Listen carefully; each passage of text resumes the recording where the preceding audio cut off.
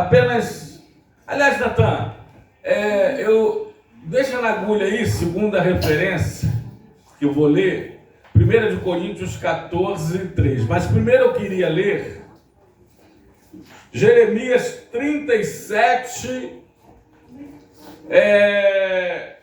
17, talvez eu invada o 18, que diz assim: mandou o rei Zedequias trazê-lo para sua casa e em secreto lhe perguntou: há alguma palavra do Senhor para mim? Respondeu Jeremias: há uma palavra do Senhor para você. Só aí, Natan, o 18, o 17, só o 17. Disse ainda: nas mãos do rei da Babilônia serás entregue. Agora, 1 Coríntios 14, versículo 3, e diz: mas o que profetiza, fala aos homens, edificando, exortando e consolando. Senhor, continue a falar conosco, por meio agora da pregação, da ministração da Tua Palavra, e que a Tua Palavra nos pegue, Senhor, que a Tua Palavra nos acerte, que a Tua Palavra seja trazida a nós, levada a cada um, através do Teu Espírito Santo, e que ela encontre, meu Pai, mais do que atenção, reverência, guarida em nossos corações, e que ela vá e faça o que lhe apraz, e prospere para tudo aquilo pelo qual o Senhor designou, em nome de Jesus Cristo. Repreenda todo espírito contrário à Tua Palavra, todo obstáculo a ela, que ela tenha vez e voz entre nós, que ela tenha livre acesso entre nós. É o que te pedimos e te agradecemos, em nome de Jesus Cristo, que Teu Espírito Santo nos leve a pregar tão somente a Tua Palavra, em nome de Jesus, amém e amém. Vai tomar seu assento, amados, por gentileza, em nome de Jesus. Há uma palavra do Senhor? Sim, há. E a palavra do Senhor, diz Paulo, que ela vem para edificar, para exortar e para consolar. Bota no 1, Natan. Eu vou ler até o 5 agora, nesta nossa introdução. Paulo diz aos Coríntios, esse capítulo que eu considero um dos mais importantes para a igreja, porque Paulo escreve 1 Coríntios 14, ele escreve esse texto para regulamentar os dons espirituais na igreja. Sim, para regulamentar o culto, como o culto deveria ser. Como o culto, a liturgia do culto, o desenrolar do culto, o andamento do culto deveria ser. Aliás, Natan, eu gosto muito do 26. Depois você volta no 1, que a gente vai ler até o 5. Mas o 26 é assim: que fazeis, pois, irmãos, quando vos reunis? Um tem salmo, que é hino, é louvor. Outro tem doutrina, que é uma palavra de ensino. Outro traz uma revelação. Aquele outro línguas estranhas. E ainda outro a interpretação ou interpretação das línguas. E tudo isso seja feito para a edificação. Agora bota na nova tradução da linguagem de hoje, que vocês vão entender melhor. Principalmente os novos conversos, os novos crentes, os crentes novos. Olha, portanto, meus irmãos, o que é que deve ser feito? Quando vocês se reúnem na igreja para cultuar, um irmão tem um hino para cantar. Outro tem uma palavra para ensinar. Outro traz uma revelação de Deus. Outro uma mensagem em línguas estranhas. E ainda outra a interpretação desta mensagem. Que tudo seja feito para o crescimento espiritual da igreja. Interessante que o culto, em primeiro lugar, ele não é monopolizado. ele não é unilateral, porque tem culto que o pastor ele começa e ele termina, começo, meio e fim. Tem culto que o pastor ele assovia e chupa cana. Tem culto que o pastor ele bate o escanteio e corre para cabecear. Tem culto que é só o pastor e a esposa. A esposa ministra o louvor e o pastor ministra a palavra. Ninguém mais participa. Aliás, os púlpitos geralmente têm 2 tronos, para a realeza, para o rei e para a rainha. Mas o culto, diz Paulo, ele deve ser diversificado em uma unidade. Quando vocês se reunirem para cultuar o Senhor, um tem um hino, outro tem um ensino, outro tem uma palavra, outro pode ter um testemunho. Amém? Outro tem uma oração, eu estou até parafraseando, mas que tudo seja feito para a edificação da igreja, para o crescimento da obra do Senhor. Volta, Natan, por gentileza, agora, no capítulo de número 1, ou versículo 1 até o 5, desse mesmo capítulo.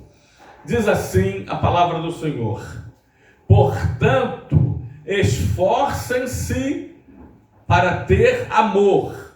Procurem também, na edição atualizada, seguir o amor e procurai com zelo os dons espirituais, mas principalmente que profetizeis. Pois quem fala em outras línguas não fala aos homens, senão a Deus, visto que ninguém entende, e em espírito ele fala mistérios.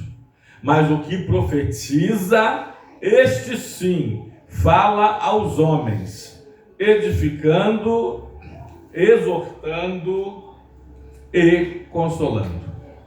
Queridos, dia 11 de novembro agora, eu vou fazer 42 anos de cristianismo. 42 anos que eu conheci Jesus. E foi a melhor coisa que eu fiz na minha vida, porque eu era um adolescente, um jovem viciado, delinquente, noitíavo, boêmio, farrista. Era hoje que eu voltava depois da manhã, era sexta que eu voltava segunda, e essa era a minha vida quando eu conheci Jesus Cristo. E Ele me salvou, e Ele me libertou das drogas, do submundo das drogas, e Ele transformou toda a minha vida. E eu lembro que eu passei a frequentar a igreja, a casa de Deus, regularmente. E depois, novo convertido, conheci as vigílias. E gostei de estar nas vigílias e passei a ir às vigílias quase que semanalmente. Aonde tinha vigília, já fui para longe, já fui para a vigília de Xerém, Duque de Caxias, saindo aqui de Nova Grécia, Tribobó, já fui para vigílias em Rio Bonito, para vigílias longe. As perto, então, estava todas. Tanto que eu tinha um amigo que a gente ia para as vigílias juntos, nós fomos apelidados de caçadores de vigílias. Eu já vi muitas coisas em vigílias. Quase tudo que você possa imaginar, eu já vi em vigílias. Eu já vi muita carnalidade, já vi muita meninice, já vi muitas mentiras, eu já vi tantas coisas que você nem quer imaginar, mas eu também já vi muito Deus, eu já vi muita profecia divina, eu já vi muita revelação dos céus, eu já vi línguas estranhas, mais interpretação de línguas que é igual à profecia, eu já vi Deus falar na terra, eu já vi muito disso, muita coisa. Hoje eu coloquei no grupo um vídeo de um pastor trazendo uma revelação, porque ultimamente, eu vou fazer 42 anos de cristianismo, a gente tem visto muito profetada. Ultimamente, a gente tem visto muito revelamento. Pastor, o que é profetada, não profecia, e revelamento, não revelação? Profetada É quando não é profecia de Deus, quando não é de Deus, quando não é divina, quando não é verdadeira, quando é do homem, quando é invencionice, quando é invenção da mente humana. Eu já vi um jovem, ele tímido para cantar uma menina na igreja. Tudo isso eu já vi. Aliás, numa vigília, né, numa igreja, num culto noturno, de madrugada, numa vigília, ele fingiu que estava sendo usado em profecia e disse assim para a menina: eis aí que eu tenho preparado esse vaso que eu estou usando para falar com você, para ser o seu noivo. Olha, eu já vi o que você nem possa imaginar. Você já viu morte em vigília? Irmãos, eu já vi tanta coisa. Eu já vi alguém, eu lembro a vigília lá no Rio Verde, a igreja que cresceu muito através das vigílias. Alguém falou assim: eis aí que eu envio a minha bandeja com o anjo na mão. Eu falei: meu Deus, Deus não erra, né? Envio a minha bandeja com o anjo na mão. Não seria isso que aí eu envio o meu anjo com a bandeja na mão? É diferente. Mas como eu disse, eu já vi muito Deus. E hoje eu vi um vídeo, botei no grupo, nos vários grupos da igreja, no grupo dos pastores, grupo dos teólogos, grupo dos convencionados, a nossa convenção SEMAR de amigos, no grupo dos seminaristas, aqui o básico, o médio, o avançado e o bacharel em teologia. E eu botei um vídeo com um pastor usado por Deus, falou com uma irmã: irmã, Deus mandou te dar uma palavra. E Deus me disse que a irmã está precisando de uma provisão. É verdade? A irmã falou: sim, pastor, é verdade. É mentira minha, irmã? Ela falou: não, pastor, não é. E o Deus que eu sirvo mandou tirar o dinheiro numa conta que eu tenho. Mandou tirar um dinheiro numa conta que eu tenho para dar esse dinheiro para a irmã, para você que estaria aqui hoje. E eu falei para Deus: Deus, como que eu vou tirar o dinheiro dessa conta? Que esse dinheiro é para pagar o boleto que vai vencer amanhã. E Deus falou assim: vivo hoje, tira esse dinheiro e dá para essa minha filha, porque amanhã eu vou prover para você pagar esse boleto. E ele falou: Deus me disse que a irmã estava precisando de mantimento, que a irmã não tinha nada em casa. E ela: é verdade. Ele começou a chorar. Aí o pastor: a irmã está chorando. E ele foi no bolso do paletó, pegou o dinheiro que ele tirou da conta e deu a ela. Você já viu revelação assim?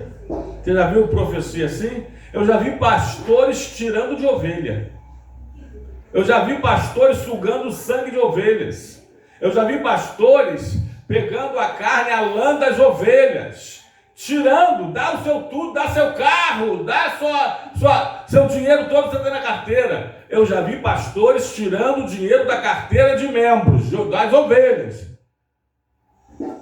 Mas eu quase não vi. Aqui vocês já viram, vocês sabem disso. Até a Nara falou aqui. Aqui nós já vimos. Pastor tirar dinheiro do bolso da ovelha. Isso é de Deus. Isso é revelação.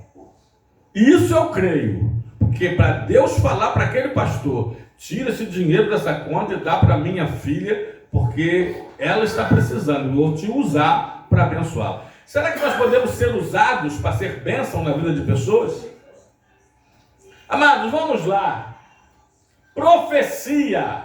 Eu não quero me deter na diferença da palavra profética, porque os teólogos também, eles se divergem um pouco. Essa profecia hoje é Deus usando diretamente, através do Espírito Santo, um instrumento seu, um vaso seu, um filho seu, e falando diretamente através daquele homem, daquela mulher, daquele cristão, daquela cristã?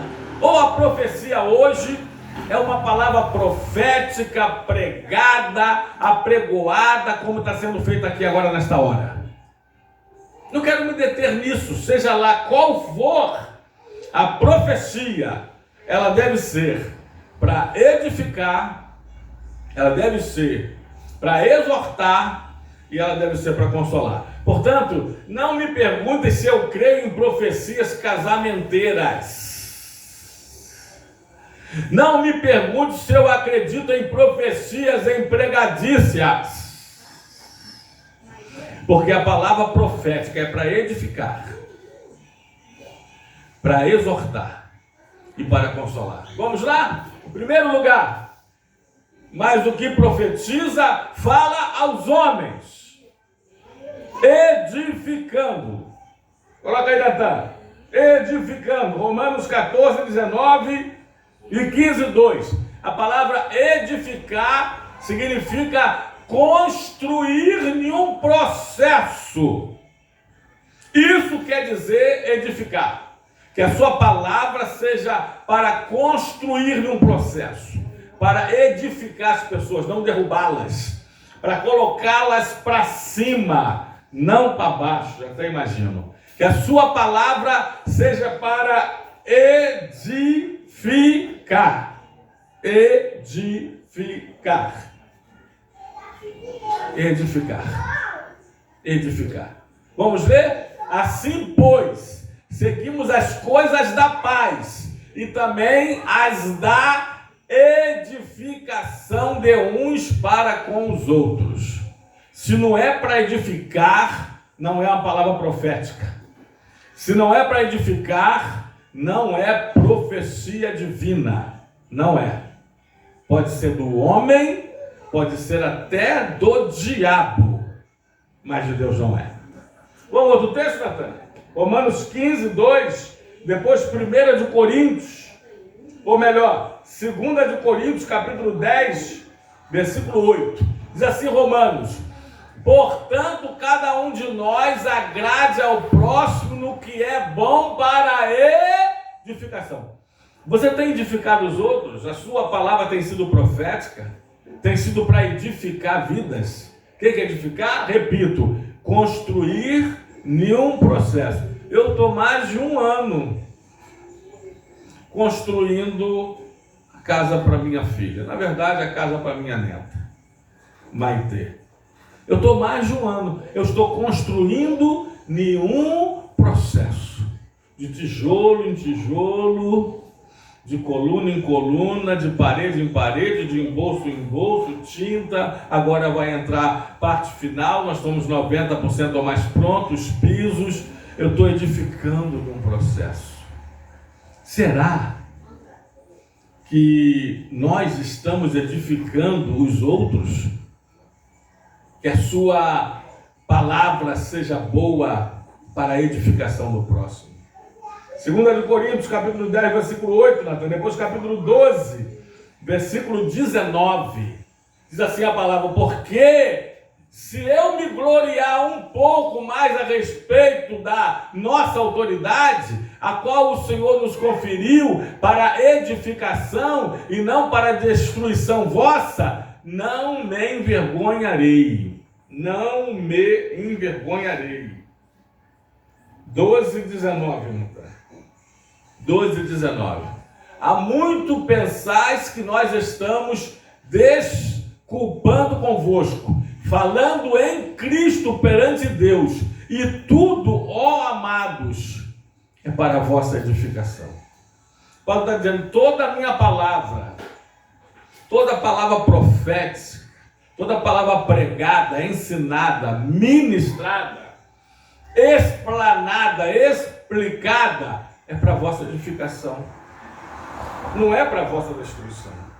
Efésios, Natan, 4, 12, depois o 29, aí depois você pula para Atos 20, 32. Efésios diz assim: com vista ao aperfeiçoamento dos santos, para o desempenho do seu serviço, para a edificação da igreja de Cristo, para a edificação do corpo de Cristo, que é a igreja de Cristo. E assim que as igrejas são edificadas. Irmãos, igreja com o culto do reteté, vocês já sabem, a palavra reteté. Igrejas com culto que as pessoas apelidaram de candomblé, que você não sabe se é um culto, a minha mãe foi mãe pequena, sabia disso mais do que eu, ou se era um trabalho no terreno, com todo respeito a todas as religiões. Esses cultos do oba-oba, do pula-pula, dos gritos ensurdecedores, esses cultos do aviãozinho de Cristo, do Kung Fu do Senhor, do embolsar parede. Esses cultos edificam a igreja? Em nada. Em nada. Nós não vemos, aliás, não vemos no Novo Testamento um culto do reteté, do oba-oba. Um culto que não teve pregação genuína da palavra de Deus. O único culto do reteté das Escrituras que nós encontramos está em 1 de Reis, capítulo 18, que é o culto pagão ao Deus Baal. Aí, os que cultuavam o Deus Baal faziam um culto do reteté. Porque eles corriam, eles gritavam, eles dançavam, se retaliavam, manquejedavam, andavam mancando, pulando, dançando, gritando estridentemente. É o único culto lá. É um culto pagão, não era um culto cristão. Culto cristão, não. Aliás, o culto cristão, lembrei agora, da Romanos 12, 1 e 2, é racional. Ele não é emocional. Tem uns cultos que são até emocionantes. Rogo-vos, irmãos, pela misericórdia de Deus, que apresenteis o vosso corpo por sacrifício vivo, santo e agradável a Deus, que é o vosso culto, que é o vosso culto racional. O culto é racional. Vamos continuar, Natan? Uma palavra para edificação, Atos 20, 32 e 1 Coríntios 8, 1, para a gente terminar essa parte. Atos 20, 32 diz: agora, pois, encomendo-vos ao Senhor e à palavra da sua graça, que tem poder para vos edificar e dar herança entre os que são santificados. A palavra de Deus, ela tem poder para edificar. Se alguém vem com uma palavra para você, diz que é de Deus, para te destruir, não para te construir, não para te edificar, não é palavra profética, não é palavra divina. Segundo lugar, pode voltar, 1 Coríntios 14, 3. E a profecia é para edificação. Segundo lugar, para exortação. A palavra exortação, enquanto Natan coloca em alguns textos, como 1 de Timóteo 4, 13 e 2 de Timóteo 4, 2, a palavra exortação significa repreender em amor. Repreender em amor. Significa ensinar com paciência. O pastor Marinho já explicou isso aqui. O que significa exortação? Significa orientação. Não é envergonhar, não é humilhar, não é escravizar, não é usurpar. Não, senhor. Não, senhor. Olha lá, até a minha chegada, aplica-te à leitura, à exortação e ao ensino. Agora, 2 Timóteo 4, 2, prega a palavra, insista, quer seja oportuno, quer não, corrige, olha lá, repreende, exorta, com toda longanimidade e doutrina, com toda paciência, com um ânimo longo, com ânimo longo e ensino. E doutrina. Tito 1,9, Natan, e Tito 2,15. Que a palavra de Deus seja para exortar, repreender em amor, ensinar com paciência. Apegando a palavra fiel, que é a segunda doutrina, de modo que tenha poder tanto para exortar pelo reto ensino, como para convencer os que contradizem. Eita! Tito, Natan, ainda, capítulo 2, versículo 15, depois Hebreus 3, 13 e Hebreus 10, 25. Diz assim a palavra do Senhor: diz essas coisas, exorta, repreende, também com toda autoridade, que ninguém te despreze. Hebreus 3, 13, pelo contrário, exortai-vos mutuamente. Ou seja, Deus está mandando nós nos exortarmos, nos orientarmos mutuamente. Às vezes você está dentro, não está vendo, quem está de fora está vendo melhor e te orienta. Às vezes você está com a camisa rasgada nas costas, sem querer, você abaixou, rasgou, você não percebeu, você não está vendo. Mas chega alguém e fala: meu querido, você vai trabalhar, né? Vai para Niterói, você vai para a igreja, sua camisa está rasgada nas costas, que você não viu, você orientou. Estou dando só um exemplozinho bobo, aparentemente chulo, né? Só para entendermos.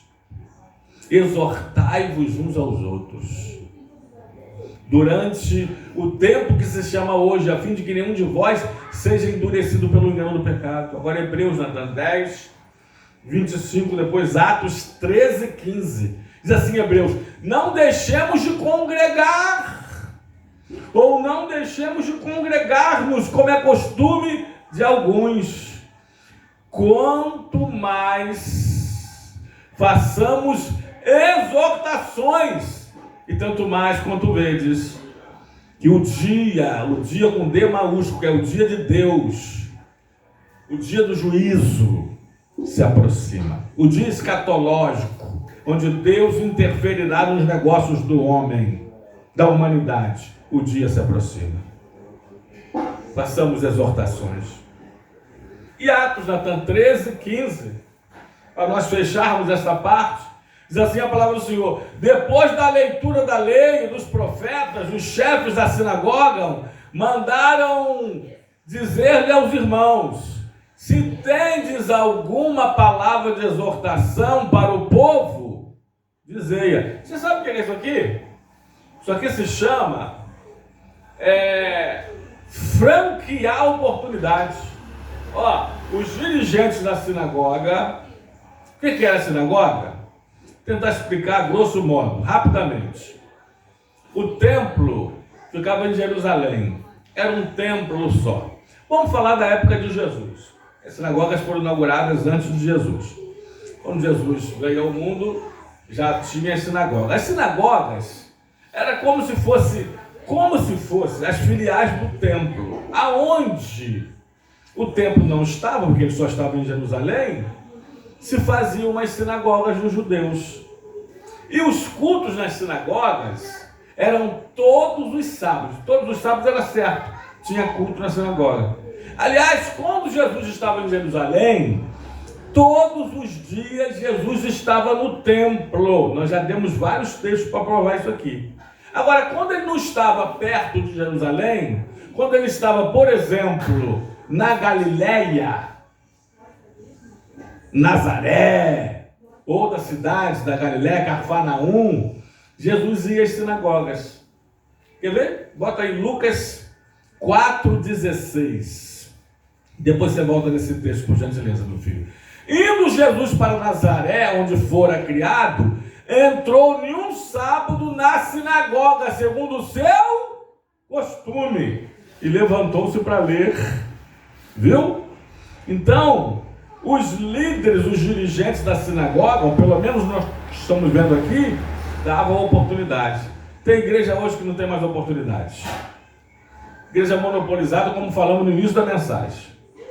Igreja onde tem um rei, tem uma rainha, né? Onde o pastorado é hereditário, conforme eu já falei, que eu venho falando isso pregando isso há mais de 40 anos, né? Igreja virou herança de família, a gente prega isso há mais de 40 anos, vocês sabem.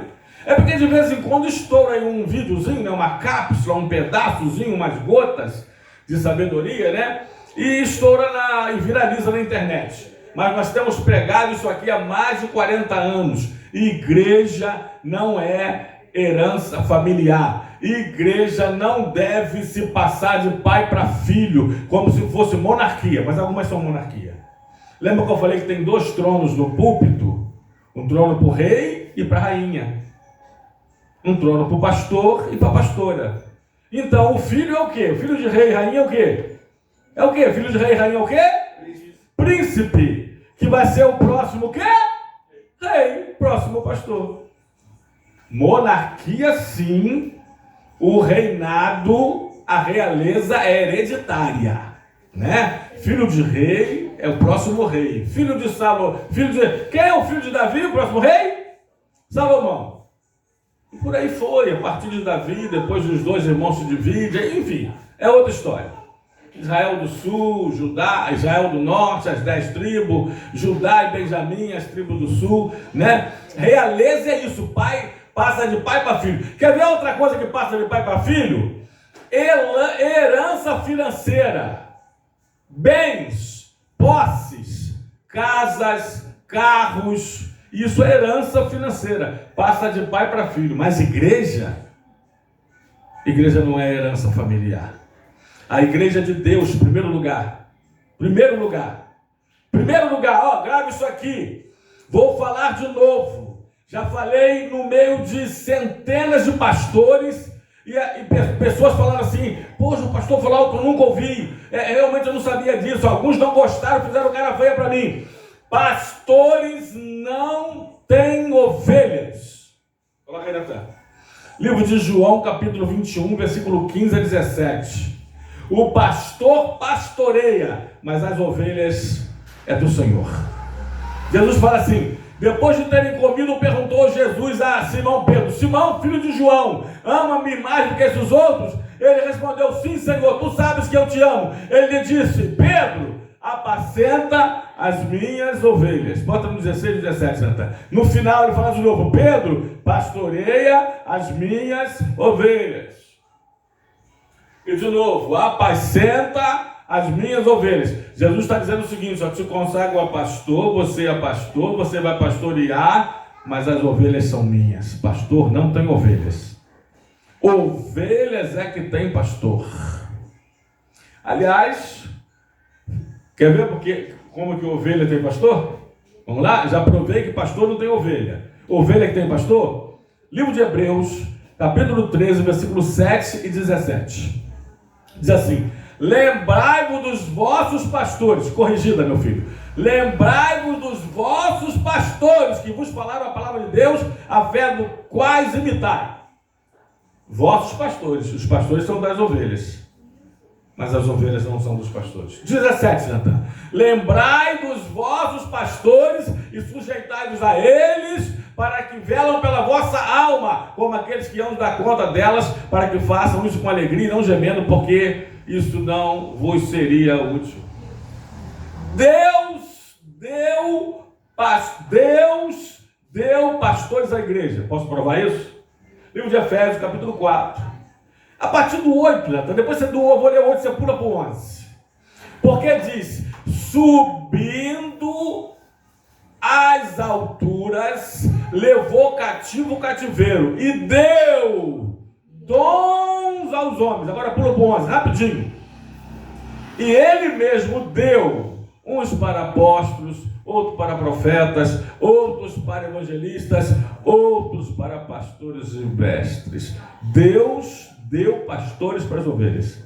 As ovelhas têm pastores, mas pastores não têm ovelhas. Pastor, mas eu conheço aqui no bairro 2 pastores que venderam a igreja com tudo. É verdade, eu conheço também, é lógico que eu conheço, vocês sabem que eu conheço. Né? E é verdade, 2 pastores aqui, Maria Paula aqui, aliás, Maria Paula, no subbairro de Maria Paula, chamado Jardim Europa. 2 pastores que venderam a igreja. Por que eles venderam a igreja? Porque a igreja era deles. Estava no nome deles, terreno no nome deles, tudo no nome deles, água no nome deles, luz da igreja no nome deles. Então o imóvel, chamado templo, era deles, então eles venderam. Que se julgaram donos da igreja, os coronéis da fé. Pronto, falei. Terceiro lugar para nós terminarmos. Que a palavra profética seja para edificar, para exortar e para que mesmo? A terceira, Natan, bota lá, para consolar. Bom, se edificar significa construir num processo, se exortar significa repreender com amor, orientar com paciência, consolar significa acalmar, aplacar, pacificar.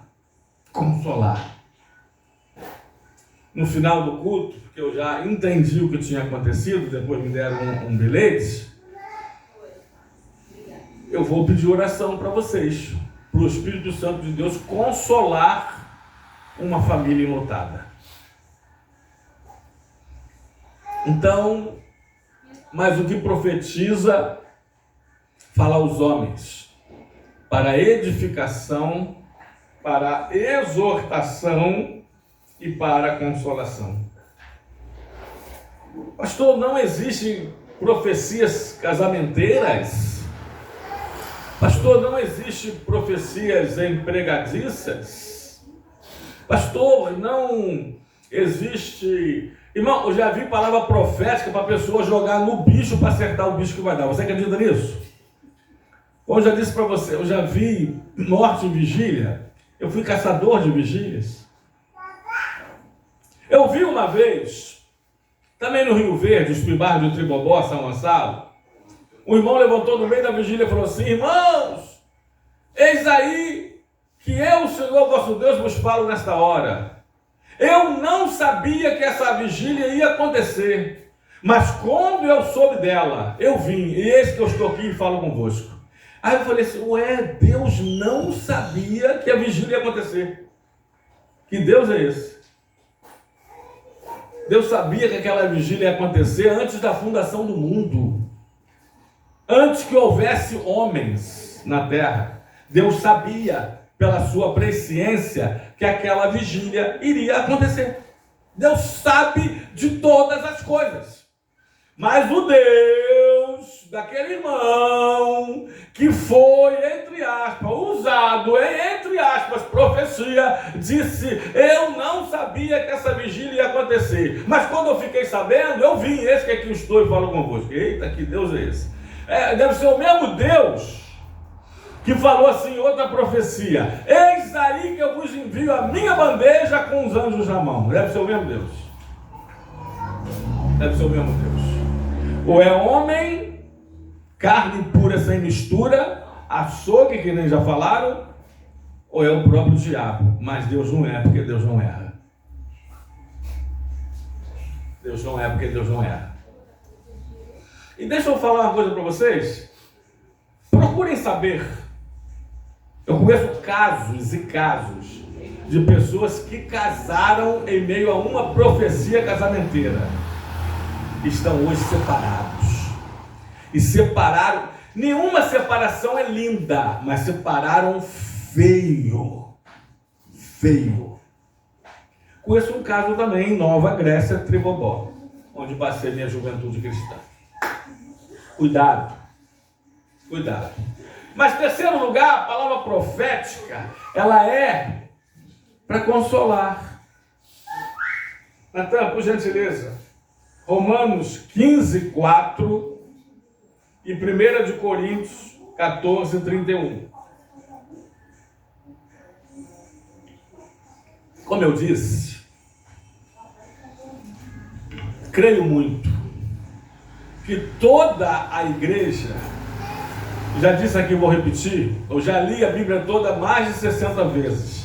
E eu já ouvi a Bíblia narrada, que alguns irmãos aqui, além do diácono Igor, estão aprendendo a fazer, mais de 3 vezes, ou 3 vezes. Grave isso aqui.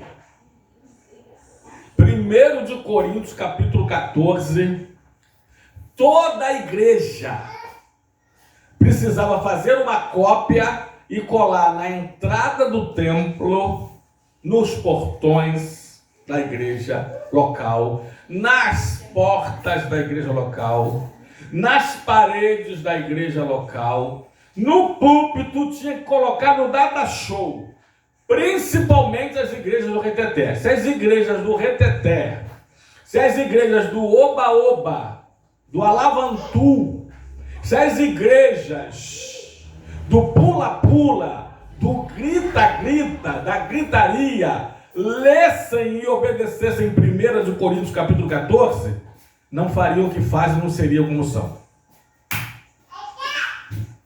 Falei. Amém? Vamos lá? Diz assim, Romanos 15, 4. Pois tudo quanto outrora foi escrito, para o nosso ensino foi escrito, a fim de que pela paciência e consolação das Escrituras tenhamos esperança. Vocês estão percebendo que todos, já lemos dezenas de versículos, né? Que todos os versículos, tanto para edificação, como para exortação, como para consolação, tem a ver diretamente com a palavra profética. Ela é palavra para edificação, palavra para exortação e palavra para consolação. Olha lá. A fim de que pela paciência e pela consolação das Escrituras tenhamos esperança. Agora, Natan, 1 Coríntios, capítulo 14, o capítulo que eu destaquei, versículo 31, depois 2 Coríntios 1:3. Diz assim a palavra: porque todos podeis profetizar, um após outro, para todos aprenderem e serem o quê? Consolados. A palavra de Deus não se contradiz, irmãos. A palavra de Deus não se contradiz, ela é direta e precisa, cirúrgica. Vamos lá ao próximo? 2 Coríntios 1:3 e 2 Coríntios 7:13. Diz assim: bendito seja o Deus e Pai de nosso Senhor Jesus Cristo, o Pai de misericórdias e Deus de toda a consolação. Toda a consolação. Irmãos, eu já fiz, como vocês sabem, dezenas e dezenas e dezenas e dezenas e dezenas e dezenas e dezenas de cerimônia fúnebre. A última que eu fiz, a última que eu ministrei a palavra, vocês sabem qual foi? Vocês sabem qual foi? Foi do meu pai. 98 anos de idade. Passou para o Senhor para descansar. Quase um centenário. Cumpriu a sua missão. Construiu casa, ajudou a construir casa para praticamente todos os filhos. 6. Sabiam disso? Eu já falei aqui que o prédio que eu vendi, o prédio de 3 andares que eu vendi para comprar a casa aqui embaixo, virou prédio porque papai fez a fundação. Porque papai fez a fundação. Já contei essa história aqui. Tá?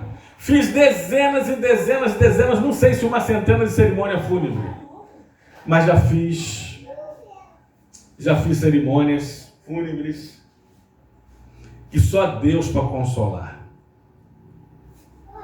E às vezes realmente falta palavras, é melhor um abraço, é melhor estou aqui, conta comigo, estou orando. Que o Espírito Santo, conforme o pastor Marinho diz, que o Paracleto divino te console, te conforte. Porque há uma mãe sepultar um filho criança, adolescente, jovem, precisa perguntar se deve ser fácil? Não precisa. Os filhos, os netos sepultarem um avô de 98 anos como o meu pai, é uma coisa.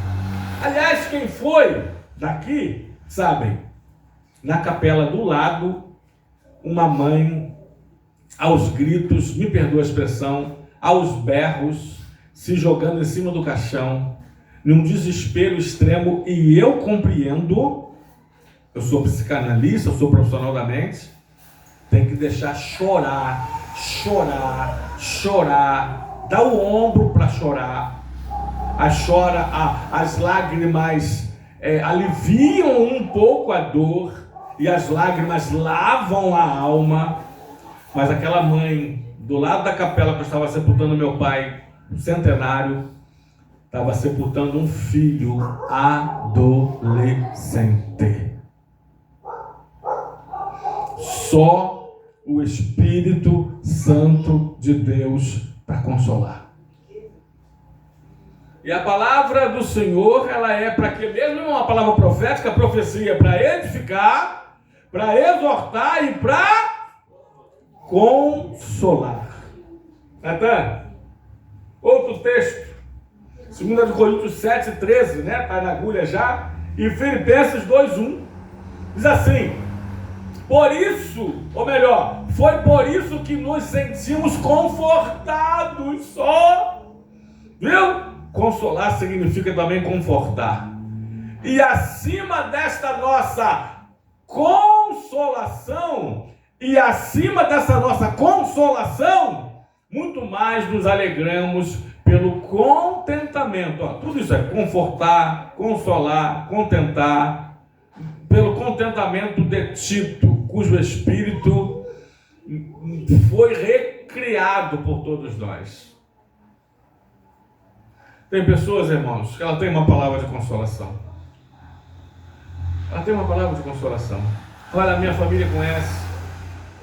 Eu já recebi gente lá em casa que foi mandado embora de casa com malho e cuia. Parou lá em casa com um carrinho velho, um colchonete, uma televisão de 14 polegadas, aquela de tubo. Ela era mais profunda do que larga, né? A largura dela era essa, a profundidade era assim. Vocês lembram disso? Um ventilador de humilde, portátil, e passou lá em casa. Para eu resumir, saiu consolado. Só para fechar também a tampa do caixão, você vai para onde? Não sei. Tentar passar uma noite na casa de um irmão. Talvez não vai dar certo, mas eu não tenho para onde ir. Ou outra noite na casa de uma outra irmã. Aí, acabando os irmãos, eu vou procurar primos.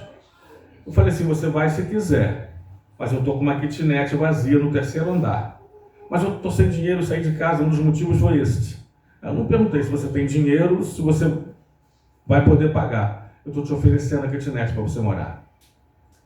Saiu lá de casa consolado. Deixa eu só fechar, que as histórias precisam ter começo, meio e fim, né?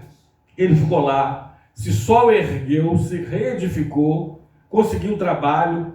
No final, quis pagar os atrasados, os retroativos. Eu falei, não, senhor. Você está trabalhando, quer continuar lá, paga daqui para frente. E no sinal, eu não vou dar muitos detalhes, que alguns conhecem, ele deixou a casa um brinco. Pintadinha, linda.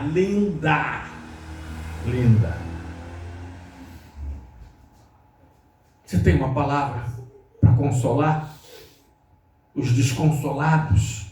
Talvez você não tenha uma casa para emprestar. Não sei, quem sabe uma roupa para dar, quem sabe um colchonete, quem sabe uma semana. Posso contar outra coisa? Eu sou o pastor presidente da igreja, né, irmãos? Aliás, eu estou o pastor presidente da igreja. Às vezes tem coisas raríssimas que eu só falo com o pastor Marinho. As demais coisas falo com toda a diretoria. E praticamente todas elas com toda a congregação. Aqui teve uma pessoa que estava morando com uma irmã e a pessoa é alcoólatra. Também não vou falar mais nada. E a irmã falou assim, você não dorme mais dentro de casa, se quiser dorme na varanda. Por final a irmã falou, olha, você não dorme nem mais varanda, está trazendo problemas para o meu casamento. Eu sou irmão, seu sangue e sua carne. Eu e meu marido somos uma carne só. Você dorme até na calçada, na marquise aí da casa, mas do portão para fora. E ele me perguntou, pastor, será que eu não poderia dormir na Kombi da igreja? Ele nem me perguntou se ele poderia dormir na igreja. Porque os mais antigos sabem que teve pessoas que já moraram aqui na igreja. Sabe disso? Quem sabe que teve pessoas que já moraram aqui na igreja? Os mais antigos sabem, né? Ele me perguntou, posso dormir na Kombi da igreja? Eu falei, pode. O tempo que você precisar. O que eu vou fazer com você? Eu vou deixar o cadeado do portão da igreja entreaberto e a Kombi dentro da igreja, que ela dorme na varanda, na garagem da igreja, né? Aberta, e você vai entrar. Você deixa o cadeado entreaberto. Ou se você quiser, eu te deixo uma chave do cadeado do portão da igreja e você abre a Kombi e dorme no salão dela, no banco dela, Kombi. Um dia desse nós fomos socorrer com a Kombi da igreja um vizinho nosso que a filha recebeu alta num acidente de moto gravíssimo. Ela e o marido já estava em casa, recebeu alta antes de cama. E ela quebrou fêmur, quebrou coluna, se quebrou toda.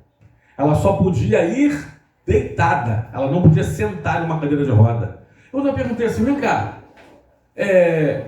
o hospital, a ambulância que socorreu no acidente aqui no Largo da Batalha, não pode levar? Não, pastor, não pode. Recebeu o alta da família que tem que retirar. Eu falei, que SUS é esse? Que isso? E eu não tenho dinheiro, ela só vem numa Kombi, num carro grande, que ela possa vir deitada. Tirei o banco da Kombi, do salão da Kombi, ela veio cruzada assim num colchão de solteiro. Ela veio cruzada assim, diagonal assim, ó. E no mesmo lençol que os maqueiros colocaram na Kombi, junto com o pai e com o irmão dela, com o outro filho do pai, nós 4 na casa pegamos cada um numa ponta de um lençol, para tirá-la da Kombi e levar até a cama dela. Ou melhor, levamos no colchão. Quando chegou no chão do quarto, pegamos do lençol para colocar na cama do casal, do lado do marido, que já estava lá todo quebrado também.